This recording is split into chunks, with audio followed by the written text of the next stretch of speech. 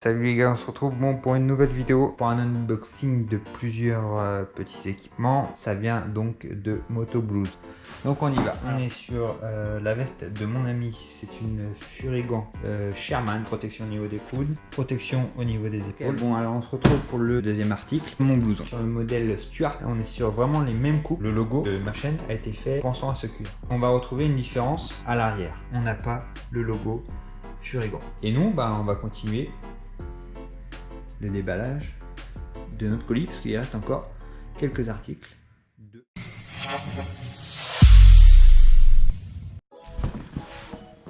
Ok les gars, bon alors on se retrouve pour le dernier article de cet unboxing. Alors on s'est déjà fait vraiment plaisir et je me suis fait un dernier petit plaisir, un dernier petit cadeau.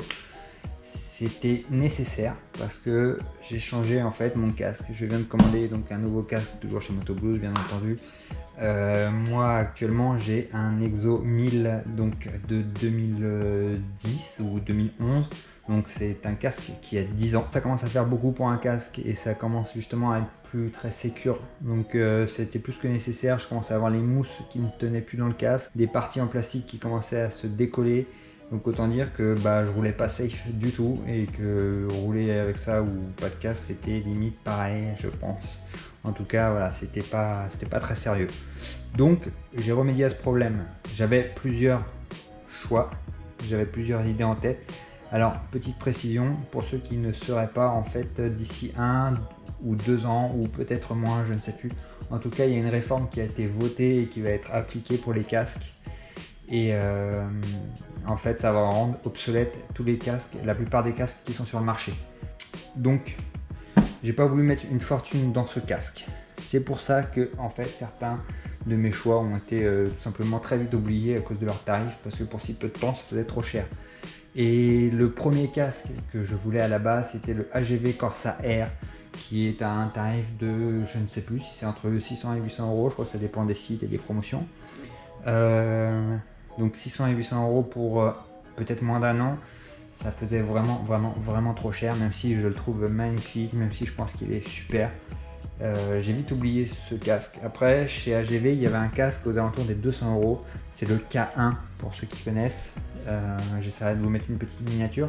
Donc le K1, le problème c'est que on est sur une coque thermoplastique et je sais pas quoi en penser, je sais pas si c'est sécure ou pas. Il y a un crash test, vous savez, d'une compagnie extérieure au constructeur de casques qui teste pas mal de modèles, et j'ai entendu dire que le K1 avait reçu 4, si c'est pas 5 étoiles au crash test, je me rappelle plus du nom.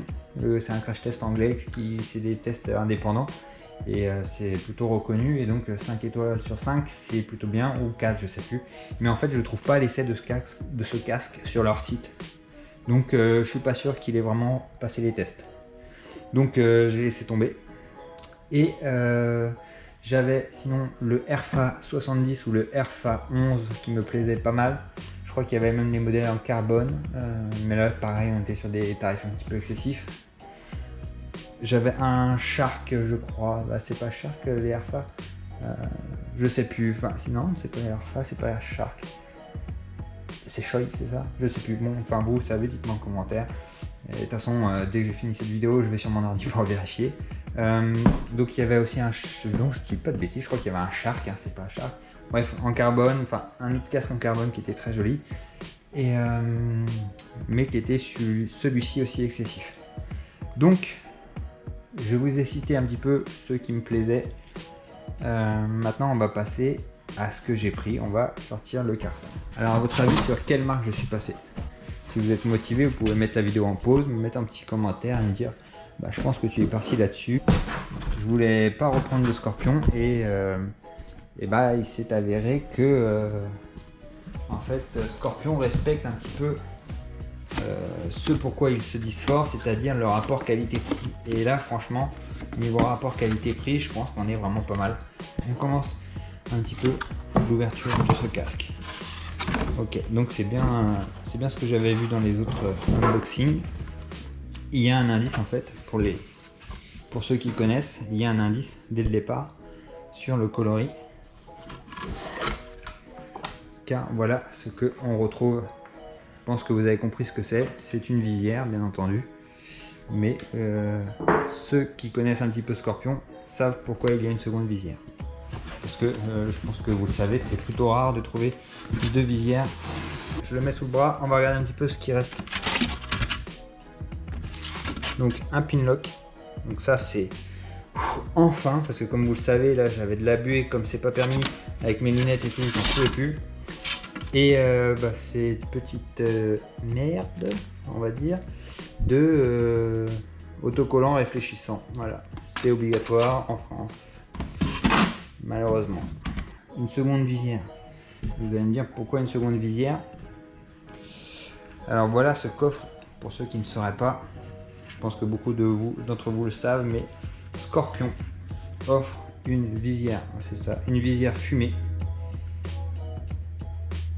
avec un certain type de modèle. Donc je trouve ça super, franchement, pour le prix. Je trouve ça très bien qu'ils aient cette petite initiative, ce petit geste envers le client, et ça coûte très cher les visières pour ce que c'est. Je trouve qu'une visière fumée ça coûte super cher. C'est parti, on va déballer ce casque. Alors déjà je peux comparer par rapport à mon Scorpion précédent. Je trouve que la housse elle a l'air vraiment ouf par rapport à celle que j'avais. Alors vous allez me dire ouais, ok c'est une housse, mais elle a l'air vraiment bien épaisse. L'autre c'était vraiment un tissu tout fin, et là je trouve qu'on est sur quelque chose de bien plus épais. C'est épais, je trouve ça pas mal hein, franchement, pour protéger le casque, je trouve ça bien. Dedans on a la notice, hop, je le mets de côté parce qu'il y a le modèle dessus.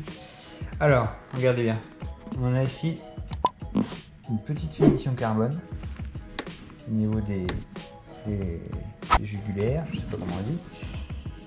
Et donc sur quel casque on est à votre avis? Donc on est sur le 1400R carbone pas mat brillant. Donc en fait à la base moi je suis vraiment plus casque mat. Le précédent que j'avais était mat, et je trouve que sur le carbone ça rend vraiment bien le brillant. Dites-moi ce que vous en pensez en commentaire. Moi je le trouve vraiment, je trouve qu'il est vraiment beaucoup plus beau. Pour avoir vu les deux en vrai, je trouve qu'il rend vraiment mieux en brillant. Après c'est voilà, c'est les goûts. Ici une ventilation avec 2 crans de ventilation. Donc un cran, 2 crans. Ok. Donc la visière là, donc on est sur une simple visière transparente avec enfin un système de fermeture qui normalement est vraiment plus efficace que ce qui se faisait avant. Donc on va y aller doucement. Vous voyez, là on n'est pas tout à fait fermé. Et normalement, écoutez, voilà ce petit clic. Donc là ça s'est vraiment bien fermé. On va retrouver ici une autre ventilation, donc avec 2 crans aussi. Donc 1, 2, voilà. Le petit logo Scorpion. Sur le mat, il me semble qu'il est noir, le logo noir brillant. Là, il est un petit peu argenté, j'aurais préféré en noir, mais bon, c'est propre quand même. C'est quand même propre. Dites-moi ce que vous en pensez, franchement. Donc, ici, on va retrouver la marque Scorpion. Voilà un petit peu l'aérodynamisme de ce casque. Moi, franchement, je le trouve vraiment super sympa. Donc, je suis pas parti sur le R1. Parce qu'en fait c'était vraiment un casque destiné uniquement à la piste, et moi j'avais besoin d'un peu de confort quand même. Donc je pense que le Scorpion 1400R en carbone est très bien. On est quand même sur un poids qui est pas très léger pour du carbone. On est quand même sur 1280 grammes plus ou moins 50 grammes. Qu'est-ce qui rend ce carbone plutôt lourd? Déjà on a des systèmes que d'autres n'ont pas, comme Airfit, voilà. Donc je pense que vous connaissez chez Scorpion. C'est des petits... À l'intérieur vous avez une petite valve sur laquelle vous appuyez au niveau de la mentonnière, qui vient faire gonfler les joues ici de chaque côté, pour venir s'ajuster au mieux sur votre tête, en fait, pour que le casque soit vraiment le plus serré possible. Donc ça déjà je pense que c'est un système qui doit un petit peu alourdir le casque. Et puis bien sûr on retrouve ceci qui franchement pour moi est encore raté chez Scorpion. Là c'est vraiment le point noir de chez Scorpion, parce que je pense que ça pourrait être très pratique, mais je trouve que là c'est vraiment raté. Donc la visière solaire, et vous avez un jour qui est... c'est quasiment 2 doigts. Donc quand vous roulez en fait, et bah, vous avez l'espace ici qui est vraiment gênant parce que vous avez la lumière qui rentre et ça éblouit. Et en fait, avoir deux visions, une vision fumée et une vision normale, c'est juste insupportable. Donc bah, je ne l'utilise jamais, alors que franchement, des fois, ce serait, si elle descendait plus bas, on serait beaucoup mieux. Vraiment. Et ça, c'est un problème. Donc en fait, c'est un truc qui ne me servira pas, je le sais.